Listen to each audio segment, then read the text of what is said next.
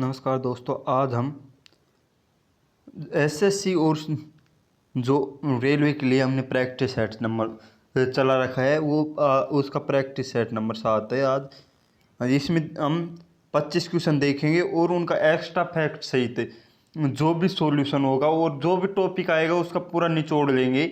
तो हम चलते हैं बिना देरी किए हुए पहले क्वेश्चन पर। आज का हमारा पहला क्वेश्चन है, न्याय के संदर्भ में न्याय के संदर्भ में भारतीय संविधान की उद्देश्य का प्रस्तावना में निम्नलिखित में से किस शब्द का उल्लेख है?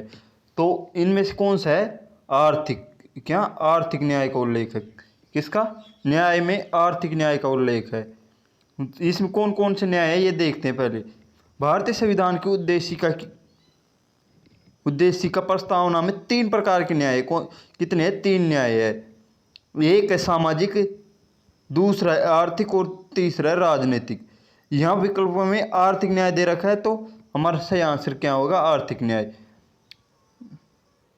अब हम भारतीय संविधान के उद्देश्य का से जितने भी प्रश्न बनते हैं प्रस्तावना से उनके बारे में डिस्कस कर लेते हैं।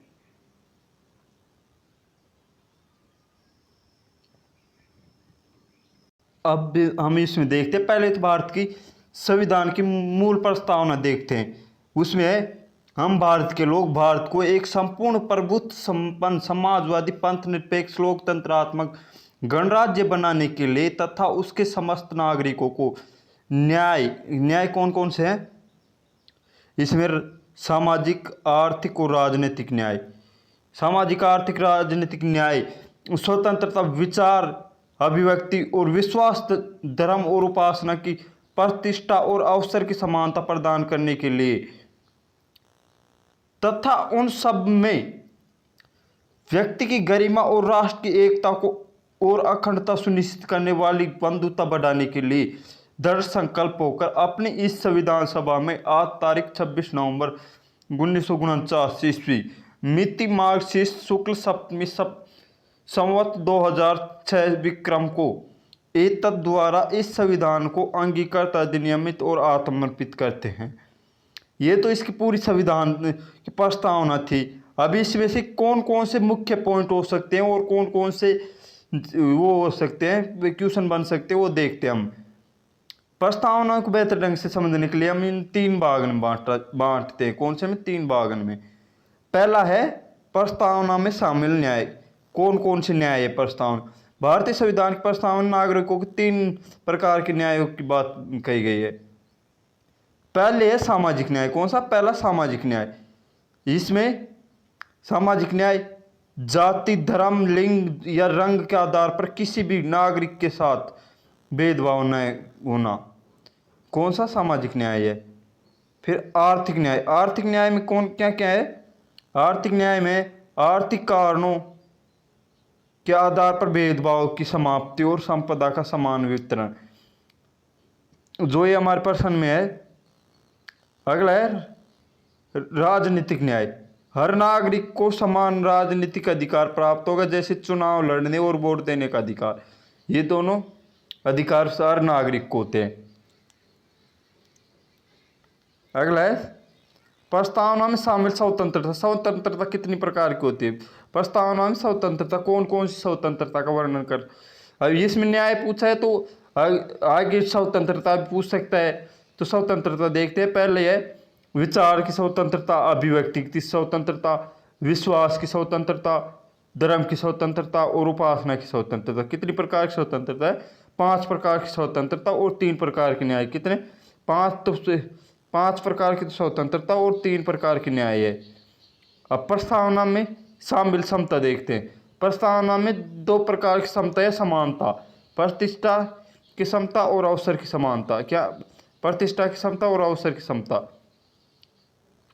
प्रस्तावना में जोड़े गए नए शब्द कौन कौन से हैं कि बाद में इसमें कौन कौन से शब्द जोड़े गए, तो ये देखते हैं। कौन से संविधान संशोधन द्वारा जोड़े गए हैं? 42वें संविधान संशोधन अधिनियम 1976 के तहत जोड़े गए 3 शब्द नए हैं। कौन कौन से? समाजवादी, पंथ निरपेक्ष और अखंडता। क्या? समाजवादी, पंथ निरपेक्ष और अखंडता। अगला है मुख्य शब्दों के अर्थ। इसमें ये शब्दों के अर्थ भी पूछ लेते हैं।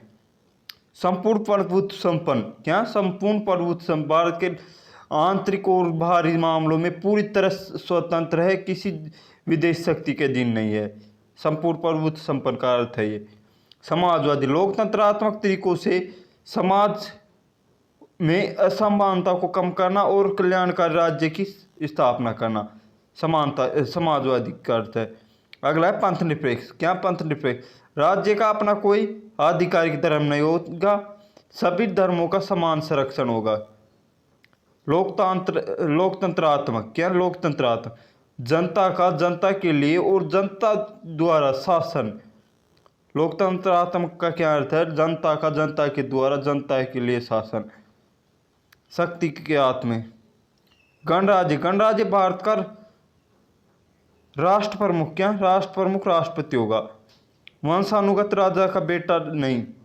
वंशानुगत क्या होता है कि राजा के बेटा उसमें गद्दी पर बैठता है, लेकिन राज प्रमुख इसमें राष्ट्रपति होता है, ये चुनाव करके आता है, बल्कि जनता द्वारा चुना जाएगा। अगला है परीक्षा में कुछ अन्य महत्वपूर्ण तथ्य। प्रस्तावना का आधार पंडित जवाहरलाल नेहरू के पेश किए गए उद्देश्य प्रस्ताव, कौन से उद्देश्य प्रस्ताव पर आधारित है, जिन्हें 13 दिसंबर 1946 को संविधान सभा में पेश किया गया था। कब? 13 दिसंबर 1946 को। इसका मुख्य महत्वपूर्ण वाद कौन सा है, इसके केशवानंद भारती बनाम केरल राज्यवाद 1973 का, कौन सा 1973 का। सुप्रीम कोर्ट ने माना कि प्रस्तावना संविधान का अंग है और संसद इसे संशोधन कर सकती है, बशर्ते मूल ढांचे में नुकसान नहीं पहुंचाएगी। शर्त यह है कि मूल ढांचे में को नुकसान न पहुंचाकर इसमें परिवर्तन कर सकता है, किसमें, प्रस्तावना में। अगला क्वेश्चन देखते हैं, क्वेश्चन नंबर 2। आज का हमारा क्वेश्चन नंबर 2, सितंबर 2024 में, कब?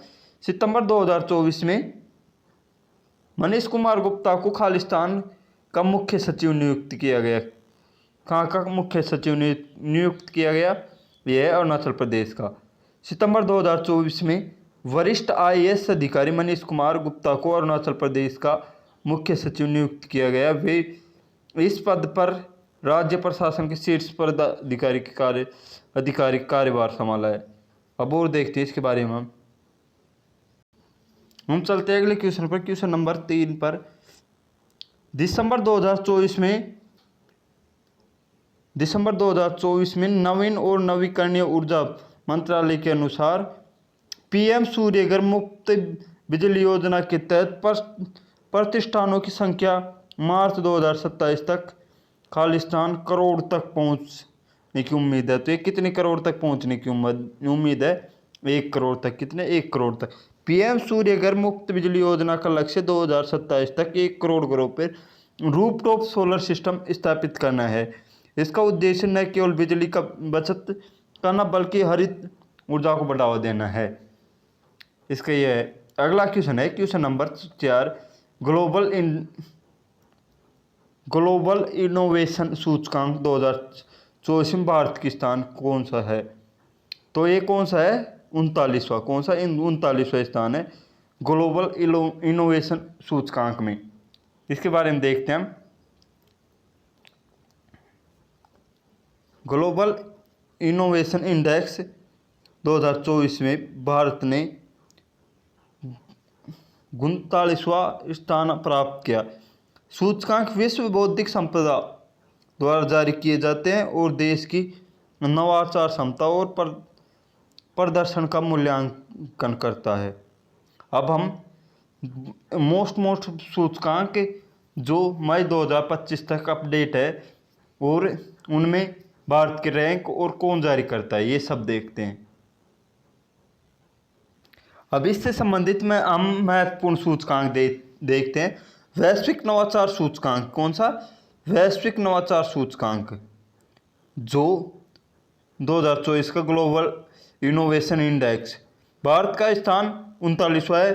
जारीकर्ता संगठन है विश्व बौद्धिक संपदा संगठन। कौन सा? विश्व बौद्धिक संपदा संगठन। इसमें शीर्ष देश कौन सा है? इसमें शीर्ष देश है स्विट्जरलैंड। कौन सा? स्विट्जरलैंड। अगला है वैश्विक बुक सूचकांक 2024। कौन सा? वैश्विक भूख सूचकांक 2024। एक मिनट, हम 2025 में जारी हुए हैं उनके देखते हैं। अब हम इसमें देखते हैं कौन कौन से हैं। विश्व प्रशंसा रिपोर्ट 2024। क्या विश्व प्रशंसा रिपोर्ट 2024, जिसमें भारत का रैंक 116 है। कितना? 116। फिर जारीकर्ता संगठन कौन सा है? UNSDSN, Oxford university. कौन सी? Oxford university. अगला देखते हैं इसमें शीर्ष देश कौन सा है? फिनलैंड। अगला है हैंडले पासपोर्ट इंडेक्स। कौन सा? हाँ, हैंडले पासपोर्ट इंडेक्स 2026। इसमें भारत की रैंक है 175वीं, ओनली 75वीं है। जारीकर्ता संगठन कौन सा है? Handle and partners. कौन सा? Handle and partners. शीर्ष देश कौन सा है? सिंगापुर। इसमें शीर्ष देश सिंगापुर है। अगले देखते हैं, अगले भ्रष्टाचार धारणा सूचकांक। कौन सा? भ्रष्टाचार धारणा सूचकांक 2025। इसमें भारत की रैंक है 91वीं। कौन सी? 91वीं। जारीकर्ता संगठन है ट्रांसपेरेंसी इंटरनेशनल। कौन सी? Transparency international. शीर्ष देश कौन सा है? डेनमार्क है। इसका शीर्ष देश कौन सा है? डेनमार्क।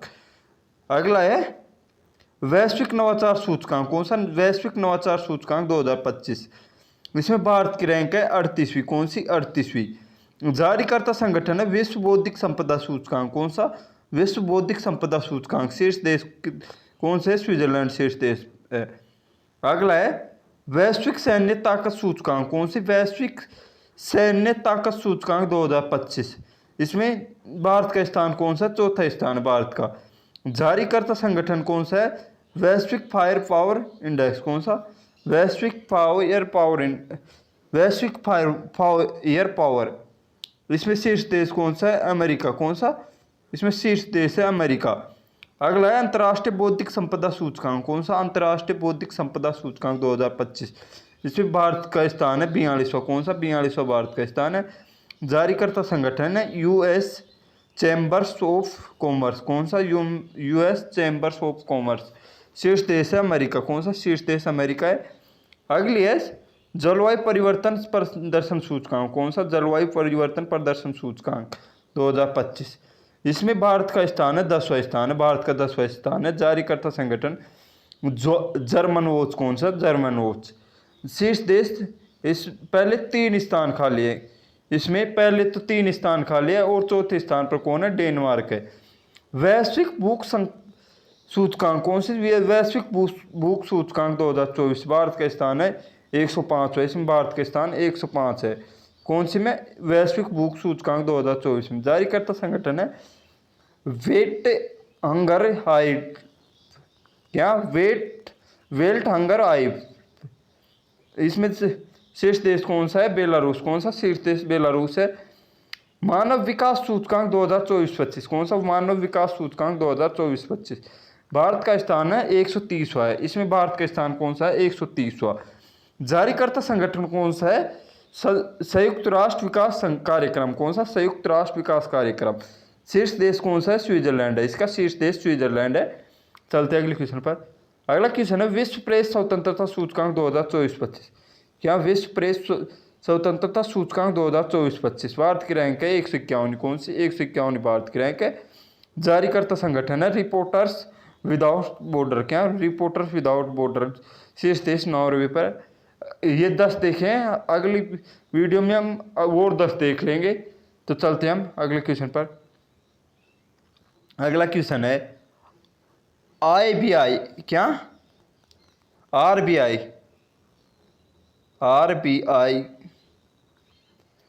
का वित्तीय समावेशन सूचकांक 2025 में खालिस्तान तक बढ़ गया है। तो ये कितने तक बढ़ गया है? 67 तक। कितने तक? 67 तक। भारतीय रिजर्व बैंक RBI द्वारा जारी विश्व समावेशन सूचकांक 2025 में बढ़कर 67 हो गया है। सूचकांक देश में वैश्विक बीमारी और अन्य वित्तीय सेवाओं पर तक पहुंच, गहराई और गुणवत्ता से मापता है। अगले चलते हैं अगले क्वेश्चन पर। क्वेश्चन नंबर है 6। कौन सा? Question number 6। मार्च 2025 में भारत के प्रथम प्रधानमंत्री ने राष्ट्रीय वन्यजीव रेफरल सेंटर की आधारशिला रखी। ये कहाँ रखी है? जूनागढ़ में। कौन सी जगह? जूनागढ़ में। प्रधानमंत्री ने मार्च 2025 में गुजरात के जूनागढ़ राष्ट्रीय वन्यजीव रेफरल सेंटर को आधारशिला रखी। यह केंद्र वन्यजीवों के स्वास्थ्य और उपचार और संरक्षण के लिए एक महत्वपूर्ण सुविधा में विकसित किया जा रही है। अगला है क्वेश्चन नंबर 7। कौन सा? Question number 7। गांधी इन चंपारण, क्या गांधी इन चंपारण पुस्तक के लेखक कौन है? जो 1917 में भारतीय धरती पर महात्मा गांधी के पहले सत्याग्रह संघर्ष का वर्णन किया। तो ये कौन है? डीजी तेंदुलकर। कौन? डीजी तेंदुलकर ने गांधी इन चंपारण पुस्तक लिखी है। गांधी इन चंपारण पुस्तक के लेखक डीजी तेंदुलकर। पुस्तक 1917 में ऐतिहासिक चंपारण सत्याग्रह का विस्तृत विवरण प्रदान करती है, जो गांधी जी द्वारा भारत में शुरू किया गया पहला सफल सत्याग्रह। अब हम गांधी जी के द्वारा चलाए गए सभी आंदोलनों को देख लेते हैं, जो महत्वपूर्ण है हमारी परीक्षा की दृष्टि से। हम पहले देखते हैं महात्मा गांधी द्वारा लिखी गई प्रमुख पुस्तकें कौन कौन सी है। तो महात्मा गांधी की आत्मकथा का क्या नाम है? सत्य के साथ मेरे प्रयोग। क्या? सत्य के साथ मेरे प्रयोग महात्मा गांधी की आत्मकथा है, जिसे गुजराती भाषा में लिखी गई है। कौन सी? गुजराती भाषा में। हिंद स्वराज भी महात्मा गांधी की पुस्तक है। 1909 में हिंद स्वराज पुस्तक। इस पुस्तक में उन्होंने सभ्यता और स्वराज की व्याख्या की। दक्षिण अफ्रीका में सत्याग्रह, ये पुस्तक महात्मा गांधी के। मेरे सपनों का भारत, ये भी महात्मा गांधी के। स्वास्थ्य की कुंजी, ये महात्मा गांधी के। वो अब देखते हैं महात्मा गांधी पर जो दूसरों ने पुस्तक लिखी है, वो देखते हैं। जो ये एक तो यही है जो हमारे क्वेश्चन में पूछा गया है, गांधी इन चंपारण। ये किसकी है? डीजी तेंदुलकर की पुस्तक है। किसकी? डीजी तेंदुलकर की। एक है महात्मा, जो 8 खंडों में लिखी गई है। डीजी तेंदुलकर की पुस्तक है। गांधी जी का विस्तार जीवनी है इसके बाद। इसमें अगली है गांधी बिफोर इंडिया। क्या? Gandhi before India. Gandhi the years that change the world. क्या? Gandhi the years that change the world. किसकी है? रामचंद्र गुहा की पुस्तक है। किसकी? रामचंद्र गुहा की। The life of Mahatma Gandhi किसके है? लुइस फिशर की है। क्या? लुइस फिशर की पुस्तक है। The life of Mahatma Gandhi पुस्तक किसकी? लाइफ फिशर की, लुइस फिशर की। गांधी द्वारा संचालित प्रमुख सत्याग्रह और आंदोलन देखते हैं। पहला है दक्षिण अफ्रीका में। कौन सा? पहला सत्याग्रह 1906 में दक्षिण अफ्रीका में। 1893 से 1915 तक कहाँ रहे? दक्षिण अफ्रीका में रहे। दक्षिण अफ्रीका में एशियाई पंजीकरण अधिनियम ब्लैक एक्ट के खिलाफ गांधी जी का जीवन का पहला सत्याग्रह था। कौन सा? गांधी जी का। अब हम देखते हैं भारत में सत्याग्रह, उनको हम बाद में देखेंगे। इसमें पहला है गांधी जी द्वारा दिए गए प्रमुख नारे देखते हैं हम। करो या मरो का नारा, प्रसिद्ध नारा गांधी जी द्वारा 1942 में भारत छोड़ो आंदोलन के दौरान दिया गया था। कब? भारत छोड़ो आंदोलन के दौरान। भारत छोड़ो आंदोलन का मुख्य उद्घोष था हे राम उसके मुख्य निकले अंतिम शब्द थे। क्या? हे राम उसके मुख से निकले अंतिम शब्द थे। सत्य और अहिंसा मेरा ईश्वर है, ये भी गांधी जी के हैं। यह दिवालिया बैंक के नाम आगे की तारीख का चेक। क्या? यह दिवालिया बैंक के नाम आगे की तारीख का चेक गांधी जी ने क्रिप्स मिशन के लिए कहा था। क्या? यह दिवालिया बैंक के नाम पोस्ट डेट चेक। क्या? पोस्ट डेटेड चेक किसके लिए कहा था? क्रिप्स मिशन के लिए। अगला है गांधी जी द्वारा संपादित प्रमुख पत्रिकाएं कौन कौन सी है? पहली है इंडियन ओपिनियन दक्षिण अफ्रीका में शुरू की गई। यंग इंडिया भारत में अंग्रेजों में प्रकाशित की गई अंग्रेजी में। नवजीवन गुजराती में प्रकाशित। और हरिजन 1933 में जातिवाद के खिलाफ और दलित उत्थान के लिए शुरू की गई। अब हम देखते हैं भारत में आंदोलन। कौन से भारत में आंदोलन? ये पहला सत्याग्रह है। कौन सा? चंपारण सत्याग्रह 1917 में चलाया गया। किसके द्वारा? महात्मा गांधी द्वारा। बिहार का चंपारण जिला में। ये गांधी जी का पहला सत्याग्रह था। कौन सा? ये गांधी जी का भारत में पहला सत्याग्रह था। किस आंदोलनों की? तीन कठिया प्रणाली से परेशान होकर चलाया गया था। ये जमीनी के 3/20 भाग पर नील की खेती करना अनिवार्य था। ये इसके अंदर ये था। नील की खेती जमीन बंजर हो रही थी और किसानों को उचित दाम भी नहीं मिल रहे थे। परिणाम, स्थानीय नेता राजकुमार शुक्ल के आमंत्रण पर गांधी जी चंपारण पहुंचे। उसके विरोध के कारण ब्रिटिश सरकार झुकी और इस दमनकारी प्रणाली को समाप्त किया तथा किसानों को अवैध वसूली का 25% हिस्सा वापस मिला। अगला देखते हैं आंदोलन की सफलता के बाद रविंद्रनाथ टैगोर ने उन्हें महात्मा की उपाधि दी। किसने? महात्मा की उपाधि। अगला है अहमदाबाद मिल हड़ताल। क्या है अहमदाबाद मिल हड़ताल? मार्च 1918 को। कब? मार्च 1918 को अहमदाबाद, गुजरात में। यह आंदोलन बोनस को लेकर सूती मिल के मालिकों और मजदूरों के बीच विवाद के कारण हुआ था। अगला देखते हैं पहली बुक खेड़ा सत्याग्रह। कौन सा? खेड़ा सत्याग्रह मार्च 1918 को। यह खेड़ा जिला, गुजरात में।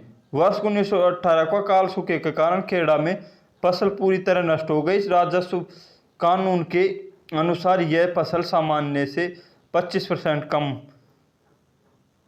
अगला है रोलेट एक्ट के खिलाफ सत्याग्रह 1919। कौन सा? 1919 का देशव्यापी आंदोलन। कौन सा? देशव्यापी आंदोलन। ब्रिटिश सरकार ने मार्च 1919 में रोलेट एक्ट के खिलाफ पारित किया गया, जिसके तहत सरकार किसी भी भारतीय को बिना मुफ्त में चलाए बिना वारंट के अनिश्चित काल के लिए जेल में डाल सकती थी। बिना वकील, इसको क्या कहा गया? बिना वकील, बिना अपील और बिना दलील का कानून कहा गया।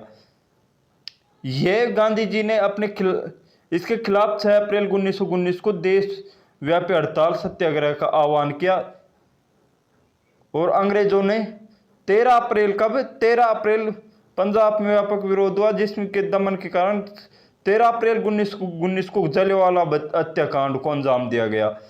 त्रासदी की दुख आंदोलन वापस ले लिया गया। इसके बाद जलियांवाला हत्याकांड के बाद यह आंदोलन वापस ले लिया गया। अगला है असहयोग आंदोलन 1920-22। पूरे भारत में चलाया गया। जलियांवाला बाग हत्याकांड, रोलेट एक्ट और खिलाफत आंदोलन में मुद्दे पर न्याय पाने के लिए गांधी जी ने 1920 में इस आंदोलन की शुरुआत की। यह गांधी जी के नेतृत्व में पहला सबसे बड़ा राष्ट्रव्यापी आंदोलन था।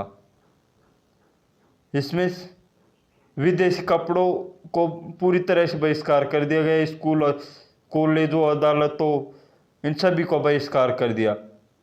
यह आंदोलन चरम पर था।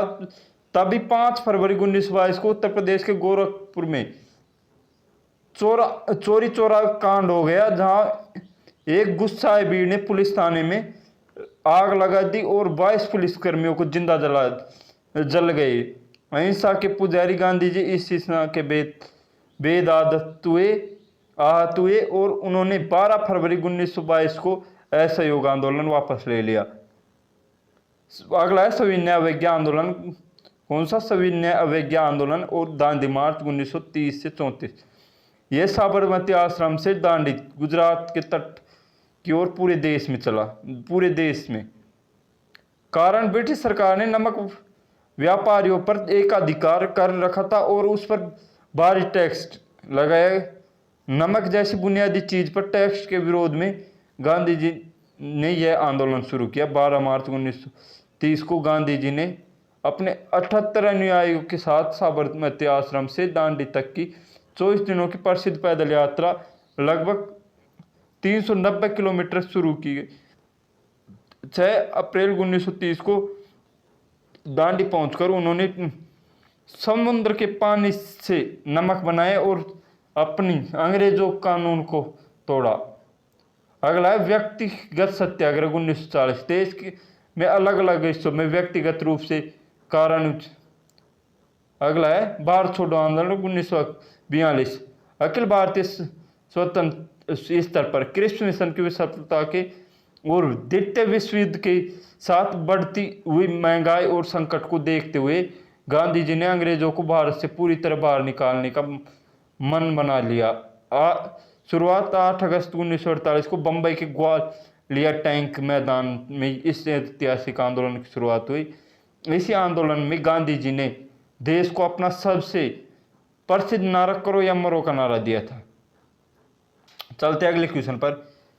क्वेश्चन नंबर है 8। भोपा लोक संगीत का एक रूप है जो किस भारतीय राज्य का पारंपरिक संगीत है? ये कौन सा है? राजस्थान का। भोपा राजस्थान का एक प्रसिद्ध पारंपरिक लोक संगीत और कथावाचक का रूप है। इसमें भोपा समुदाय के द्वारा कौन सा? ये राजस्थान का तो है, ऑप्शन नंबर 3। और भोपा समुदाय के कलाकार रावणत्ता जैसे वाद्य यंत्रों का प्रयोग करके देवताओं और लोक नायकों की वीर गाथाओं का गायन करते हैं। अब हम चलते हैं अगले क्वेश्चन पर। क्वेश्चन नंबर है 9। मोहिनी द एन्चेंट्रेस खालिस्तान द्वारा लिखित एक पौराणिक कथा है। तो ये किसकी है? अनुजा चंद्रमौली की पौराणिक कथा है। मोहिनी द एन्चेंट्रेस पुस्तक प्रसिद्ध लेखिका अनुजा चंद्रमौली की द्वारा लिखी गई है। यह पुस्तक भारतीय पौराणिक कथाओं में भगवान विष्णु के मोहिनी अवतार की कहानी को आधुनिक परिप्रेक्ष्य में प्रस्तुत करती है।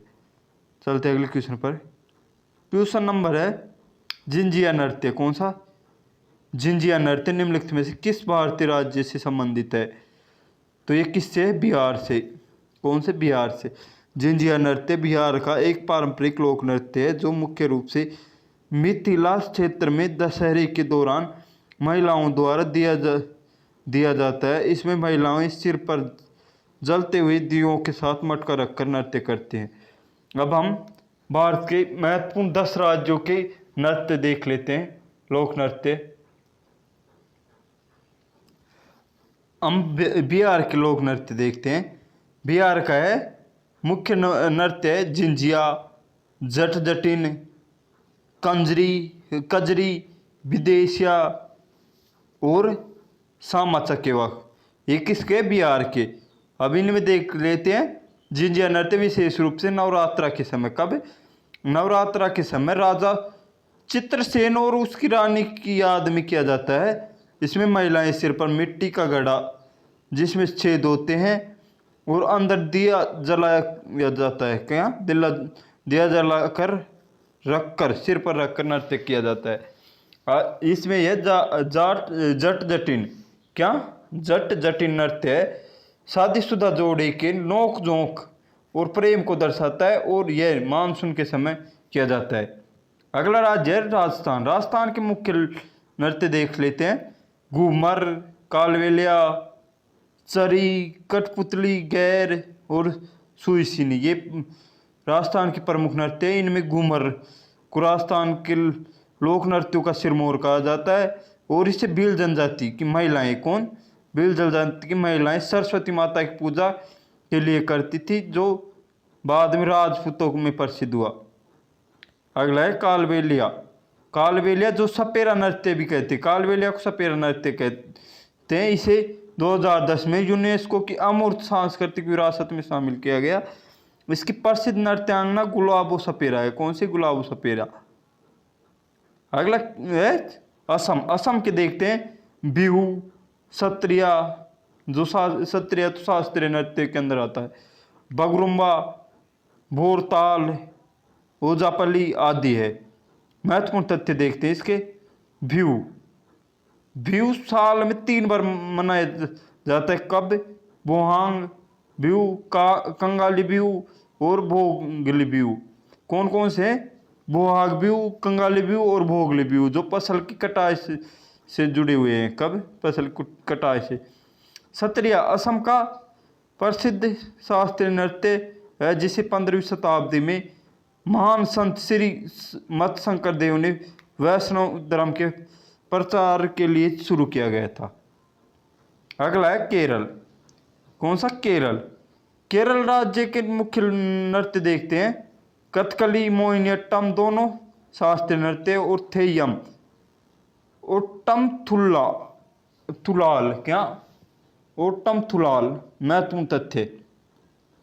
कथकली में चेहरे के भाव और भारी मेकअप का प्रयोग होता है। यह नृत्य अच्छाई की बुराई पर जीत की कहानियों पर आधारित है। मोहिनीअट्टम केरल महिलाओं द्वारा किया जाने वाला एक नृत्य है जो भगवान विष्णु की मोहिनी अवतार की कहानी दर्शाता है। इसमें सफ़ेद और सुनहरे बॉर्डर वाली साड़ी पहनी जाती है।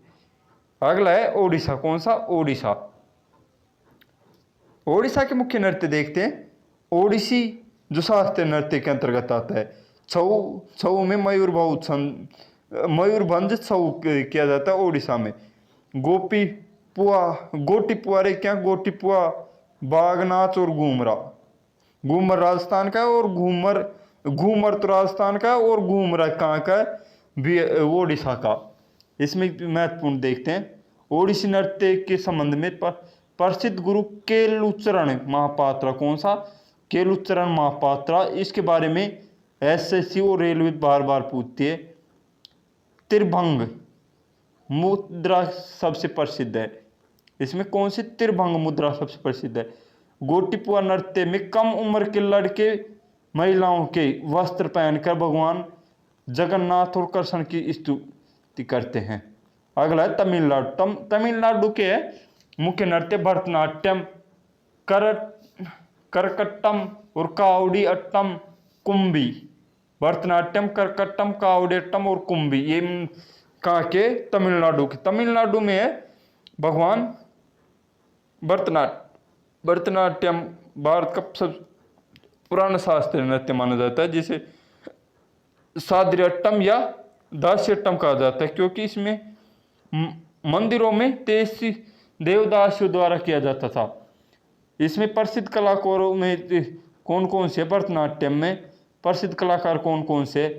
रुक्मणी देवी, अरुणडेल, तंजौर बाला सरस्वती, मृणालिनी साराभाई। ये अगला है पंजाब। पंजाब के कौन कौन से? भांगड़ा, गिद्धा, किकली, संबी, झूमर आदि कहाँ के? पंजाब के। भांगड़ा पुरुषों द्वारा मुख्य रूप से वैसाल की फसल कटाई के त्यौहार पर ऊर्जावान तरीके से किया जाता है। इसमें गिद्धा पंजाब की महिलाओं द्वारा किया जाने वाला पारंपरिक लोक नृत्य है जिसमें से वे बोली गीत गाकर ताली बजाती है। अगला है गुजरात। गुजरात में देखते हैं। गुजरात में मुख्य गरबा, डांडिया और टिप्पणी भवई क्या? गरबा, डांडिया, टिप्पणी भवई ये गरबा के बारे में देखते हैं। गरबा नृत्य नवरात्रा के दौरान देवी दुर्गा की आराधना के लिए किया जाता है। इसे यूनेस्को की अमूर्त सांस्कृतिक विरासत में शामिल किया जा चुका है। इसे गर्भदीप क्या? गर्भदीप केंद्र में रखा जाता है। मिट्टी का छिद्रित गड्ढा में रखा जाता है। वह एक कठिन व्यावसायिक लोक नृत्य है जिसमें नर्तक अपने सिर पर 7 से 8 मटके रखकर या कांच के टुकड़ों तलवार की धार पर संतुलन बनाकर नृत्य करते हैं। अगला है उत्तर प्रदेश। उत्तर प्रदेश के मुख्य नृत्य कौन से है? यह कथक शास्त्रीय नृत्य, रासलीला, नौटंकी, चरकुला, कजरी ये सभी उत्तर प्रदेश के नृत्य हैं। कथक के बारे में जानते हैं। कथक भारत का एकमात्र शास्त्रीय नृत्य है। कथक शब्द का अर्थ है कथा कहना। इसके प्रसिद्ध घराने जयपुर, लखनऊ, जयपुर, बनारस कौन से हैं? लखनऊ, जयपुर, बनारस। ये सवाल पंडित बिरजू महाराज। कौन सा? पंडित बिरजू महाराज और लच्छू महाराज इसी नृत्य के महान कलाकार रहे हैं। अगला है चरकुला नृत्य। चरकुला नृत्य व्रत क्षेत्र मथुरा का है जिसमें महिलाएं सिर पर 108 घड़ी 108 जलते हुए दियों का पिरामिड सर्कुलर कर नृत्य करती है। अगला है महाराष्ट्र। महाराष्ट्र के मुख्य नृत्य लावणी, तमाशा, कोली, धनगरी गजा और लेजिम। इसके बारे में देखते हैं। लावणी। लावणी ढोलकी की थाप पर किया जाता है। महिलाएं 9 गज लंबी 9 वाली साड़ी पहनती है और इसमें यह अपने तेज कदमों और भाव भंगिमाओं के लिए जाना जाता है। अगला है कोली नृत्य। महाराष्ट्र के मछुआरों द्वारा समुदाय किया जाता है, जिसमें नाव चलाने और जाल फेंकने की कला को नृत्य के माध्यम से दिखाया जाता है। अगला क्वेश्चन है क्वेश्चन नंबर 11। भारतीय राष्ट्रीय उपग्रह प्रणाली कार्यक्रम खालिस्तान स्थापित किया गया। तो ये कब स्थापित किया गया? 1983 में।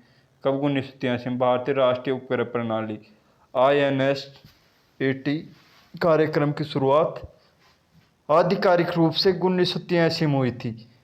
यह भारत की एक बहुउद्देशीय उपग्रह प्रणाली है जिसका उपयोग दूरसंचार, प्रसारण, मौसम विज्ञान, आपदाएं प्रबंधन के लिए किया जाता है। चलते हैं अगले क्वेश्चन पर। क्वेश्चन नंबर है 12। किस सतह के एक इकाई क्षेत्रफल पर लगने वाले बल को क्या कहते हैं? किसी सतह के एक इकाई क्षेत्रफल पर लगने वाले बल को क्या कहते हैं? दाब कहते हैं। क्या? दाब।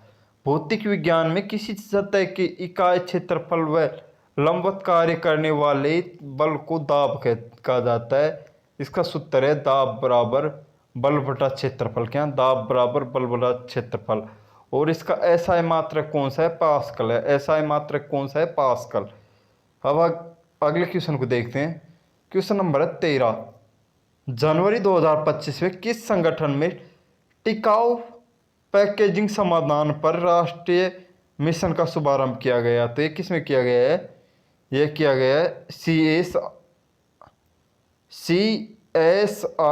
कौन सा? CSIR ऑप्शन नंबर 1 में है। चल इसमें देखते हैं। जनवरी 2025 में वैज्ञानिक और औद्योगिक अनुसंधान परिषद में टिकाऊ पैकेजिंग समाधान पर राष्ट्रीय मिशन का शुभारंभ किया गया। इसका मुख्य उद्देश्य प्लास्टिक कचरे को कम करके और पर्यावरण में के अनुकूल पैकेजिंग विकल्प को बढ़ावा देना है। Question number 14। कौन सा? Question number 14।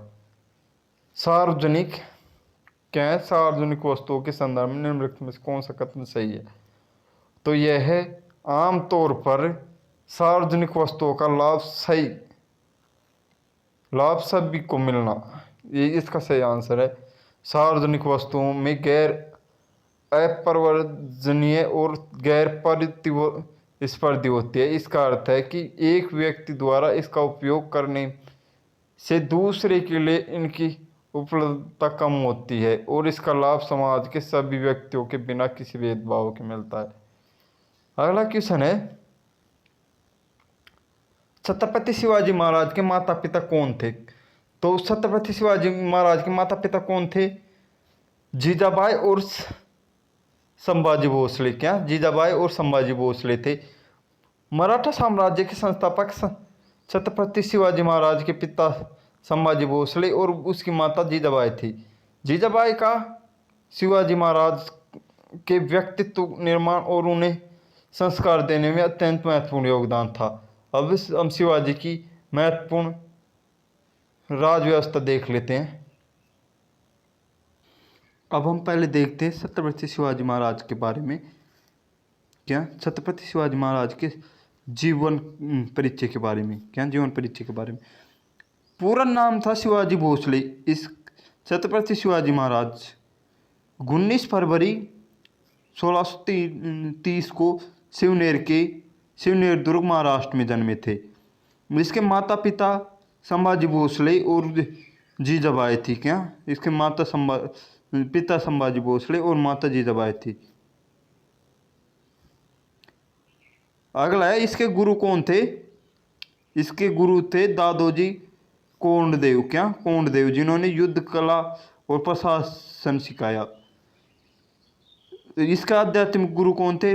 रामदास, गुरु रामदास। राज्य राज्य स्वराज की स्थापना और प्रमुख विजय। इसका पहला कौन सा किला जीता? 16 वर्ष की आयु में उन्होंने तोरणा किला पर विजय किया। अफजल खान का वध। 1659 में विजापुर के शक्तिशाली सेनापति अफजल खान ने उन्हें धोखे से मारना चाहा, लेकिन शिवाजी महाराज ने बाघ नख से उसका वध कर दिया। शाइस्ता खान पर हमला। कौन सा? शाइस्ता खान पर हमला। 1663 में मुगल गवर्नर शाइस्ता खान पर पुणे के लाल महल में रात में अचानक हमला किया, जिससे घबराकर वह अपनी उंगलियों गवाकर भाग खड़ा हुआ। अगला है सूरत की लूट। सूरत की लूट 1664 में। कब? 1664 में सूरत की लूट। मुगलों की आर्थिक रीढ़ तोड़ने के लिए उन्होंने समृद्ध मुगल बंदरगाह शहर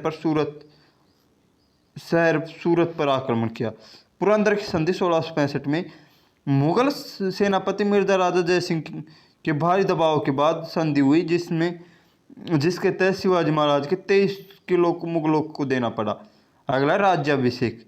राज्याभिषेक 6 जून 1674 को। कब? 1674 में 6 जून को रायगढ़ किले में हुआ था। कहाँ? रायगढ़ किले में। इसका उपाधि राज्याभिषेक के बाद उसे छत्रपति, क्या छत्रपति और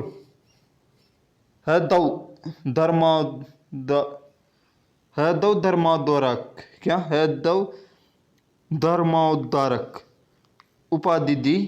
पंडित गंगा भट्ट ने उसका राज्याभिषेक कराया।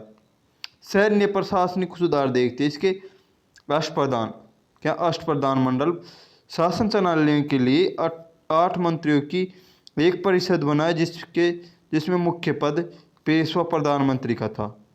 गोरिल्ला युद्ध। कौन सा? गोरिल्ला युद्ध। गोरिल्ला युद्ध ये पहाड़ी इलाकों का फायदा उठाकर अचानक हमला करने और गायब हो जाने की युद्ध नीति के विशेषज्ञ थे। भारतीय नौसेना के जनक। क्या? भारतीय नौसेना के जनक। उन्होंने कोंकण तट की रक्षा के लिए एक मजबूत नौसेना का गठन किया। सिंधु दुर्ग और जल दुर्ग का बनवाया। कौन सा? सिंधु दुर्ग और जल दुर्ग बनवाया। कर प्रणाली। उन्होंने चौथ पड़ोसी राज्यों से सुरक्षा के बदले लिया जाने वाला 25% कर और स्वदेशमुखी अतिरिक्त 10% कर व्यवस्था लागू। महापरिनिर्वाण। कौन सा? महापरिनिर्वाण। मृत्यु। इसकी मृत्यु 3 अप्रैल 1680 में। कब? 1680 में। स्थान रायगढ़ किला। लंबी बीमारी के कारण हुई थी। मुख्य सीख शिवाजी महाराज केवल एक महान योद्धा नहीं थे। चलते अगले क्वेश्चन पर। हमारा क्वेश्चन नंबर है 16। राष्ट्रीय नवीकरणीय कोष का मुख्य उद्देश्य क्या था? क्या? राष्ट्रीय नवीकरणीय कोष का मुख्य उद्देश्य क्या था? श्रमिकों के पुनः प्रशिक्षण और पुनः तैनाती की लागत को कवर करने के लिए सहायता प्रदान करना, ये इसका मुख्य उद्देश्य था। इसके बारे में देख लेते हैं। राष्ट्रीय नवीकरणीय कोष NRF की स्थापना 1992 में की गई थी। इसका मुख्य उद्देश्य औद्योगिक श्रमिकों को सुरक्षा जाल प्रदान करना था। औद्योगिक पुनर्गठन, आधुनिकीकरण और सार्वजनिक उपकरणों को बंद होने से प्रभावित हुए थे। अगला है 17। कौन सा? Question number 17। निम्नलिखित में से किस स्थान पर नाना साहब ने सशस्त्र विद्रोह को नेतृत्व दिया और ब्रिटिश सैनिकों को शहर से निकाला? तो ये कौन सी जगह दिया था? कानपुर में। कौन सी जगह? कानपुर में। ये क्वेश्चन 1857 क्रांति के महान स्वतंत्रता संग्राम के दौरान नाना साहेब कानपुर के विद्रोही सेना का नेतृत्व किया था। उन्होंने वहां अंग्रेजी शासन को चुनौती दी और ब्रिटिश सैनिक का शहर से खदेड़कर अपना नियंत्रण किया था। अब हम 1857 क्रांति को एक नज़र में देख लेते हैं। यह 1857 क्रांति से है, तो हम पूरी 1857 क्रांति के बारे में देखते हैं। पहले देखते हैं हम 1857 की क्रांति के प्रमुख कारण क्या क्या थे। राजनीतिक कारण थे लॉर्ड डलहौजी की हड़प नीति। क्या हड़प नीति, जिसके तहत सतारा, संबलपुर, उदयपुर और झांसी और नागपुर को ब्रिटिश साम्राज्य में मिलाया गया। कुशासन का आरोप लगाकर अवैध मिलन। अगला है आर्थिक कारण। आर्थिक कारण क्या था? अंग्रेजों की अत्यंत भू राजस्व नीतियां, जैसे स्थायी बंदोबस्त, रैयतवाड़ी और महालवाड़ी, जिसमें किसानों और जमींदारों को कंगाल हो गए। अगला था धार्मिक और सामाजिक कारण। धार्मिक और सामाजिक कारण क्या था? सती प्रथा उन्मूलन 1829 और हिंदू विधवा पुनर्विवाह अधिनियम 1856 को भारतीयों ने अपने धर्म हस्तक्षेप माना। ईसाई मिशनरियों द्वारा धर्म परिवर्तन को बढ़ावा दिया। अगला है सैनिक कारण। सैनिक कारण क्या था? भारतीय सैनिकों को कम वेतन मिलना, समुद्र पर पार भेजना, जो इस समय धर्म के विरुद्ध माना जाता था, और सूबेदारों में ऊंचे पद पर पदोन्नति न होना। तात्कालिक कारण क्या था? तात्कालिक कारण था सेना में पुरानी ब्राउन वेस राइफल की जगह एनफील्ड राइफल का प्रवेश, जिसमें कारतूस के दांतों से काटना पड़ता था। कारतूस को दांतों से काटना पड़ता था और उनमें कारतूसों में गाय और सुअर की चर्बी मिली होती थी। क्या? गाय और सुअर की चर्बी मिली होती थी। जो गाय से तो हिंदू सैनिक बढ़ के और सुअर से मुस्लिम सैनिक बढ़ के। अगला है मुख्य घटनाक्रम और तिथियां। इसकी मुख्य तिथि कौन कौन सी है? 29 मार्च 1857 को बैरकपुर छावनी कहाँ है? बंगाल में। 34वीं इन्फेंट्री के सिपाही मंगल पांडे। कौन? मंगल पांडे ने चर्बी वाले कारतूसों का प्रयोग करने से मना किया। और ब्रिटिश सोल्जर यूरनसन, क्या? सार्जेंट यूरनसन की हत्या कर दी। और इसके बाद 8 अप्रैल 1857 को, कब? 8 अप्रैल 1857 को मंगल पांडे को फांसी दे दी गई। कब? 8 अप्रैल 1857 को। और 10 मई 1857 को मेरठ छावनी से सैनिकों ने खुला विद्रोह कर दिया। यह 1857 क्रांति का वास्तविक शुरुआत। तो आपसे पूछा जाए कि 1857 की क्रांति की शुरुआत कब हुई, तो 10 मई 1857 को। कहाँ से? मेरठ से। अगला है 11-12 मई। कब? 11-12 मई 1857 को विद्रोह सैनिकों ने दिल्ली पर अधिकार कर लिया और मुगल बादशाह बहादुर शाह जफर। कौन? मुगल बादशाह बहादुर शाह जफर को भारत का सम्राट घोषित किया। बहादुर शाह जफर को भारत का सम्राट घोषित कर दिया। प्रमुख केंद्र और उसके नेतृत्वकर्ता। दिल्ली। दिल्ली या नाम मात्र के नेतृत्व बहादुर शाह जफर के पास था, लेकिन वास्तविक सैन्य कमान जनरल बख्त खान संभाल रहे थे। ब्रिटिश अधिकारी जॉन निकोलस। यहाँ कौन ब्रिटिश अधिकारी कौन थे? जॉन निकोलस और अडसन ने इस विद्रोह को दबाया। अगले है कानपुर। कानपुर में अंतिम पेशवा वजीराव द्वितीय के दंतक पुत्र नाना साहेब, जो धोरडू पंथ ने विद्रोह का नेतृत्व किया, उनकी सहायता तात्या टोपी, रामचंद्र पांडुरंग द्वारा अजीमुल्लाह खान ने की। यहाँ कैंपवेल ने विद्रोह को कुचला। कहाँ? कानपुर में कैंपवेल। और कौन नेतृत्व कर रहा था? नाना साहब। उनका सहायक कौन था? तात्या टोपी। अगला है झांसी। झांसी में कौन थी? झांसी की रानी लक्ष्मीबाई। कौन? रानी लक्ष्मीबाई। इसका सही नाम क्या था? मणिकर्णिका ने अपनी रियासत को बचाने के लिए विद्रोह का नेतृत्व किया। वह सर ह्यूरोज से लड़ते हुए वीरगति को प्राप्त हुई। ह्यूरोज ने उसे विद्रोह की एकमात्र मर्द कहा। क्या? विद्रोहियों की एकमात्र मर्द किसने कहा? ह्यूरोज ने। किसको कहा? रानी लक्ष्मीबाई को। अगला है लखनऊ। कौन सा? लखनऊ। लखनऊ के बारे में बेगम हजरत महल ने अपने छोटे बेटे विरजिस कादिर को नवाब घोषित कर कमान संभाली और कैंपवेल ने गोरखा रेजिमेंट की मदद से लखनऊ पर दोबारा कब्जा कर लिया। अगला है बिहार। बिहार में कौन था? बिहार के जगदीशपुर में 80 वर्षीय जमींदार कुंवर सिंह और उसके भाई अमर सिंह ने कमान संभाली। कुंवर सिंह ने अंग्रेजों को कई बार हराया, उन्हें बिहार का सिंह कहा जाता है। विलियम टेलर और विंसेंट आयर ने यहाँ विद्रोह दबाया। अगला है बरेली। बरेली में रुहेलखंड के पूर्व शासक के उत्तराधिकारी खान बहादुर खान ने सैनिकों को संगठित किया। फैजाबाद मोहली अहमदुल्ला ने अंग्रेजों के खिलाफ जिहाद का नारा दिया। ब्रिटिश सरकार ने इस पर 50,000 रुपये का इनाम रखा था। किस पर?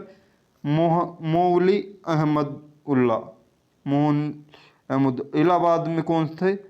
इलाहाबाद और बनारस मौली लियाकत अली ने मोर्चा संभाला, जिसे कर्नल नील और क्रूरतापूर्वक दबा दिया। अगला विद्रोही की सफलता के मुख्य कारण क्या क्या थे?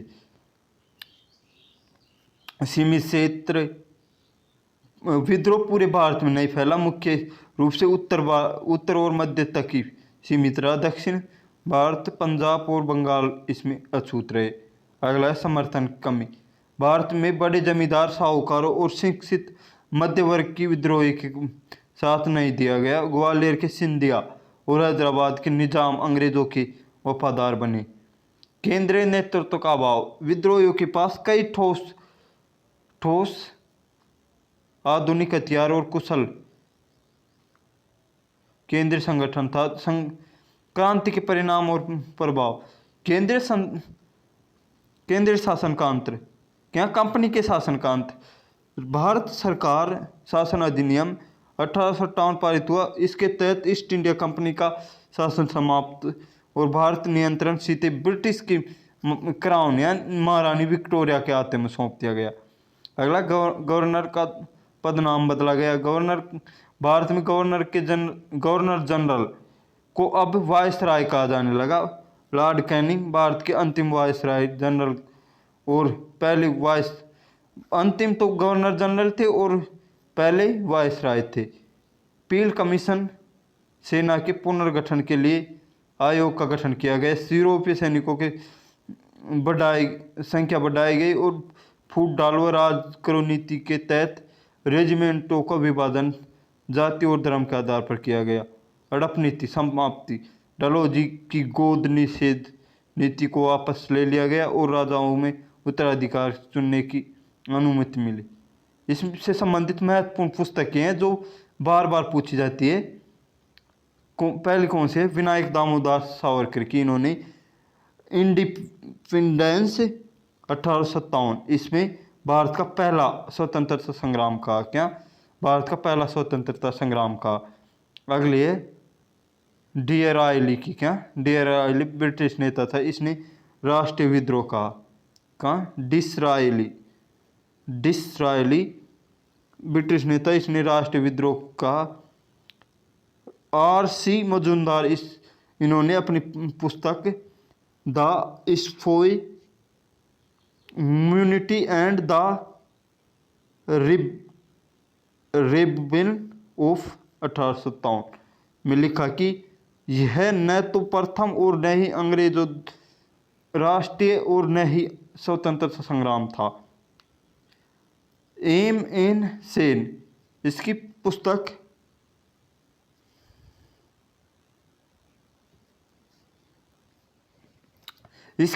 है 1857। कौन से? 1857 जो भारत सरकार द्वारा प्रकाशित आधिकारिक इतिहास है। तो चलते हैं हम अगले क्वेश्चन पर। हमारा क्वेश्चन नंबर है 18वां। कौन सा? 18वां। इसमें है KCC। क्या?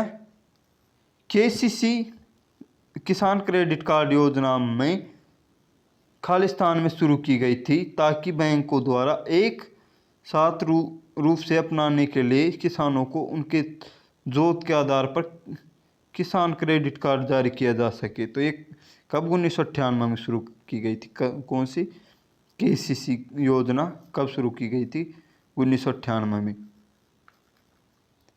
किसान क्रेडिट कार्ड योजना केसीसी योजना की शुरुआत 1998 में की गई। इसका मुख्य उद्देश्य किसानों को उनकी खेती की जरूरत जैसे बीज, उर्वरक और कीटनाशकों की खरीद के लिए समय पर लचीला ऋण प्रदान करना था। अगला है 19वां, भारतीय राष्ट्रीय विधानसभा को उसका कार्यकाल समाप्त होने से पहले कौन विघटित कर सकता है? ये कौन कर सकता है? राज्यपाल। कौन? राज्यपाल। भारतीय राज्य की विधानसभा कौन कर सकता है? राज्यपाल। और संसद को राष्ट्रपति। भारतीय संविधान के अनुसार राज्य का राज्यपाल राज्य विधानसभा को अब उनके 5 साल का कार्यकाल पूरे होने से पहले भी गठित कर सकता है। यह शक्ति सामान्यतः मुख्यमंत्री की सलाह पर प्रयोग की जाती है। यदि सरकार के पास बहुमत ना हो तो हो सकता है। ओडिशा सुलाइपेंट और बादाम फाड़ खादान निम्नलिखित में से किसके लिए प्रसिद्ध है? कौन सी? ओडिशा की सुलाइपेंट और बादाम फाड़ खादान निम्नलिखित में से किसके लिए प्रसिद्ध है? तो ये किसके लिए? लोएस के लिए। ओडिशा की सुलाइपेंट और बादाम फाड़ खादान लोएस के उत्पादन के लिए प्रसिद्ध है और मयूरभंज जिले में स्थित है। यह भारत के लोएस के प्रमुख स्रोतों में से एक मानी जाती है। अगला क्वेश्चन है क्वेश्चन नंबर 21। कुछ प्रारंभिक पंचवर्षीय योजना में भारत द्वारा अपनाई गई अंतर्मुखी व्यापार नीति के नाम से जानी जाती है। तो ये कौन सा है? आयात प्रतिस्थापन। कौन सा? आयात प्रतिस्थापन। Option number 3। भारतीय अर्थव्यवस्था में शुरुआती पंचवर्षीय योजनाओं के दौरान भारत में आत्मनिर्भर बनाने के लिए आयात प्रतिस्थापन की नीति अपनाई थी। इसके तहत यह वस्तुओं में घरेलू उत्पादन और प्रोत्साहित किए गए जिन्हें पहले आयात किया गया था। अगला क्वेश्चन है क्वेश्चन नंबर 22।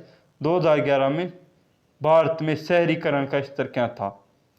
तो भारत में शहरीकरण कितनी प्रतिशत थी? 31.16%। कितनी? 31.16% शहरीकरण था।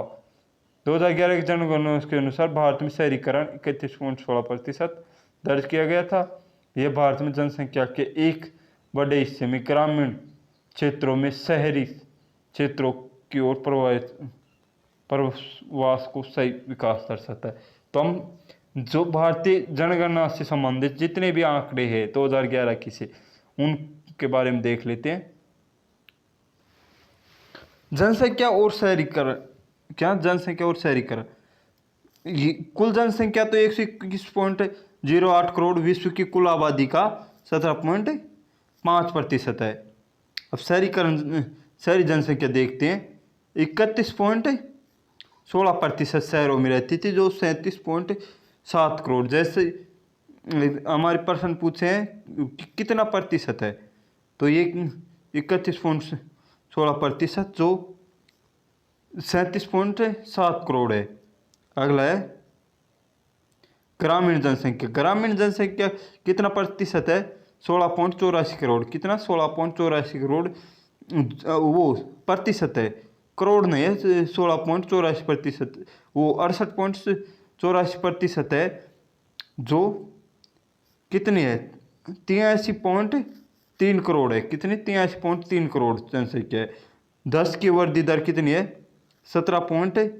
2001 से 2011 में कितनी वृद्धि दर हुई है? 17.7%। सर्वाधिक जनसंख्या वाला राज्य कौन सा? उत्तर प्रदेश, जिसमें 20 करोड़ जनसंख्या है। न्यूनतम जनसंख्या वाला राज्य कौन सा? सिक्किम, जिसमें 6.1 लाख जनसंख्या है। सर्वाधिक शहरीकृत राज्य प्रतिशत में कौन सा है? गोवा, जो 62.2% है। और न्यूनतम शहरीकृत राज्य प्रतिशत में हिमाचल प्रदेश है, जिसमें 10% लोग शहरों में रहते हैं। अगला है लिंगानुपात। राष्ट्रीय लिंगानुपात 943 है। कितना? 943 कितने प्रति 1000 पुरुषों पर? कितने? 1000 पुरुषों पर 943 महिलाएं। और बाल लिंगानुपात कितना है? 1000 पुरुषों पर 1919 वो 919 कितना 919 है हजार प्रति हजार पुरुषों पर। अगला है सर्वाधिक लिंगानुपात वाला राज्य कौन सा है? केरल है, जिसमें 1084 कितने 1084 महिलाएं हैं। कितने पर? 1000 पुरुषों पर 1084 महिलाएं हैं। और न्यूनतम कौन सा है लिंगानुपात वाला राज्य? हरियाणा, जिसमें कितना है 879। कौन सा? 879। साक्षरता दर देखते हैं।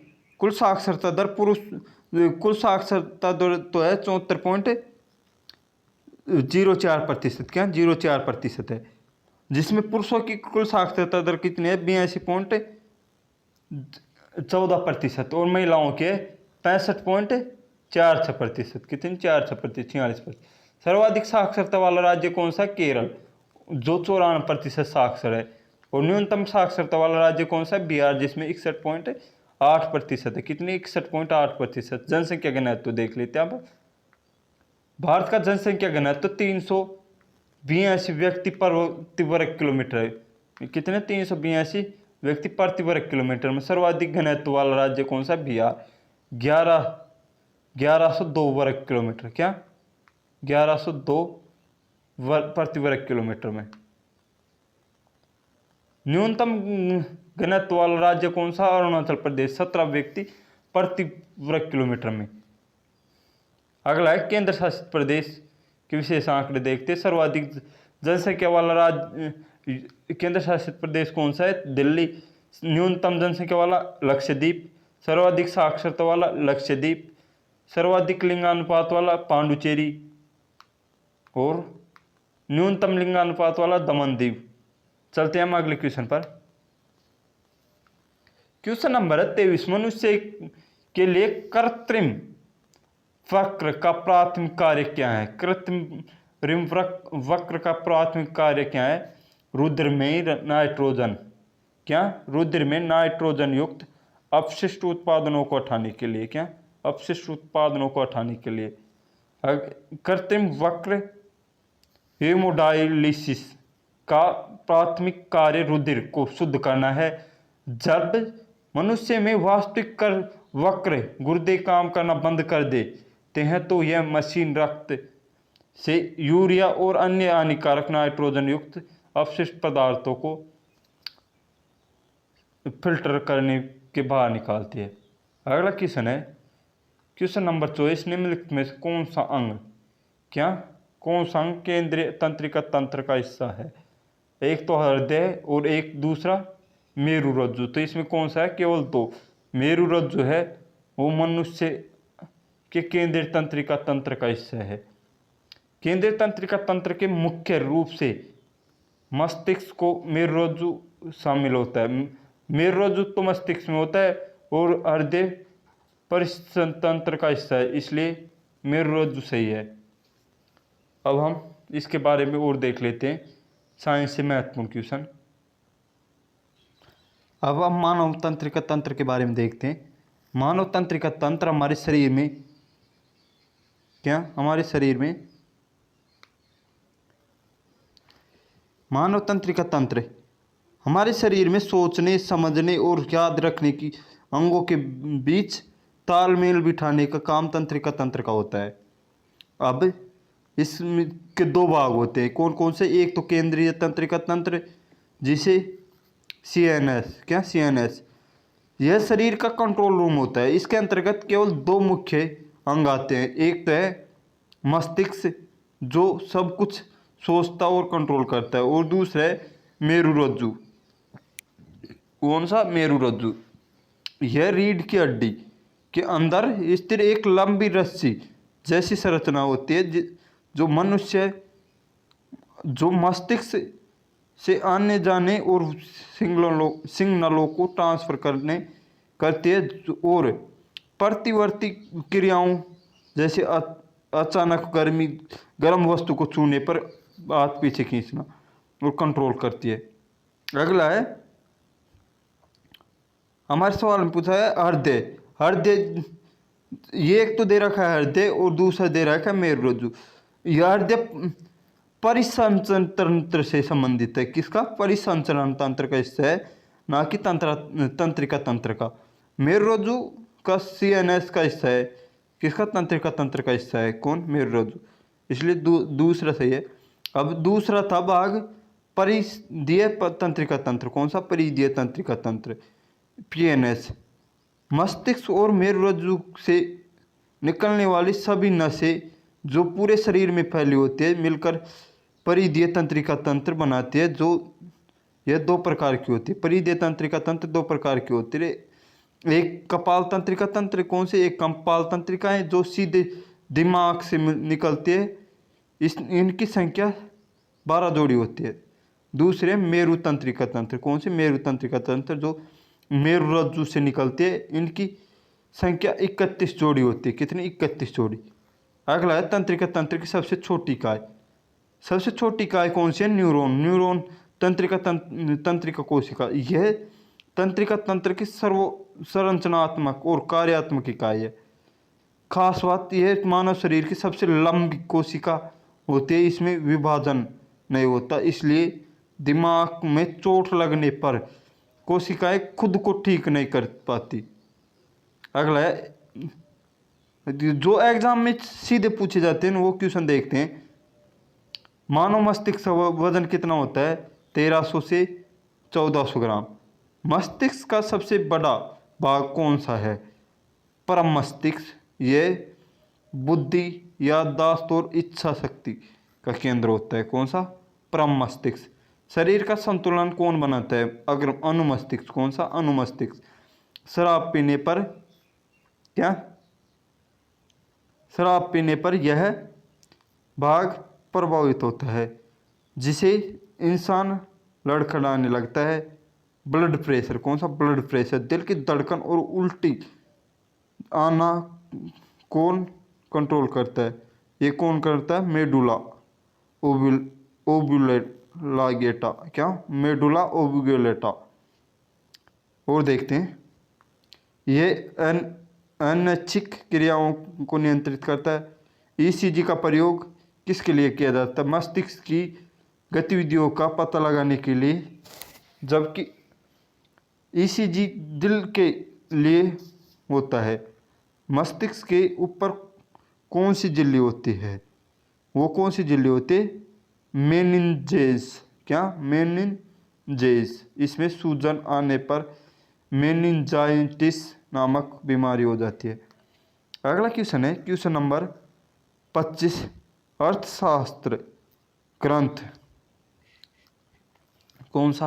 अर्थशास्त्र ग्रंथ नामक ग्रंथ की रचना किसने की, जो मुख्य रूप से शासनकाल से संबंधित थी? तो ये किसने की थी? कौटिल्य ने। किसने? कौटिल्य ने।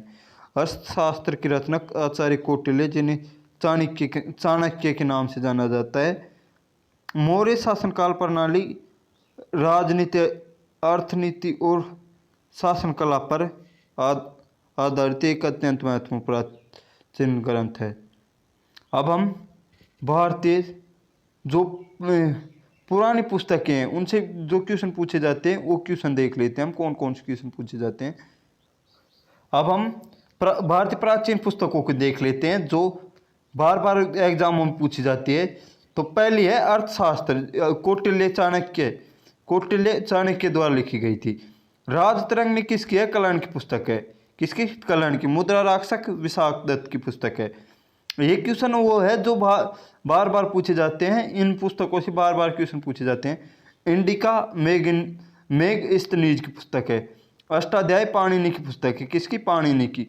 महाभाष्य पतंजलि की पुस्तक है। किसकी? पतंजलि की पुस्तक महाभाष्य। चरक संहिता महर्षि चरक की है। किसकी? महर्षि चरक की।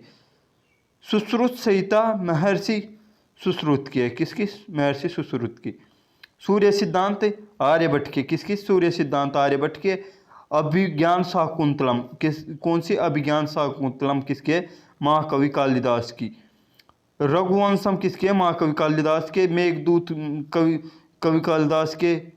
मर्ग कटिकम क्या? मर्ग कटिकम किसके? शूद्रक की। मर्ग कटिकम किसके? शूद्रक की पुस्तक है। पंचतंत्र विष्णु शर्मा की है। हर्षचरित्र बाणभट्ट के। कादम्बरी बाणभट्ट के। गीत गोविंद जयदेव के। और की राजा जुर्नियन क्या, किराता जूनियन पुस्तक किसकी है, 12वीं की। तो आज हमने देखे पूरे 25 क्वेश्चन और उनसे संबंधित महत्वपूर्ण जो भी क्वेश्चन बन सकते थे और बनेंगे वो क्वेश्चन हमने देखे हैं। तो हमने ये प्रैक्टिस सेट नंबर 8 कंप्लीट किया है। तो आपको ये प्रैक्टिस सेट नंबर 8 कैसा लगा वीडियो में कमेंट करके ज़रूर बताएं। और अगर वीडियो अच्छा लगा हो तभी वीडियो को लाइक करें और चैनल को सब्सक्राइब करें।